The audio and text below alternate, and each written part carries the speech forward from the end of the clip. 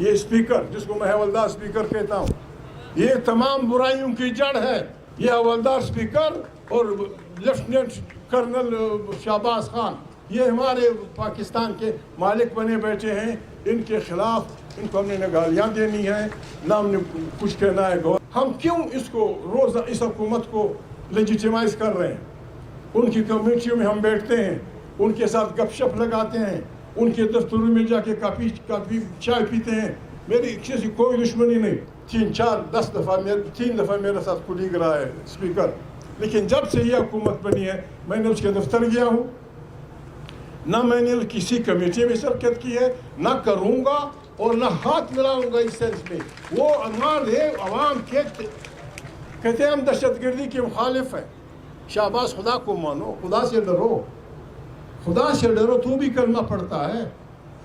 آپ لوگوں نے آرمی کے زور سے، فوجوں کے زور سے، پولیس کے زور سے 25 کروڑ انسانوں کو دہشت زدہ کیا.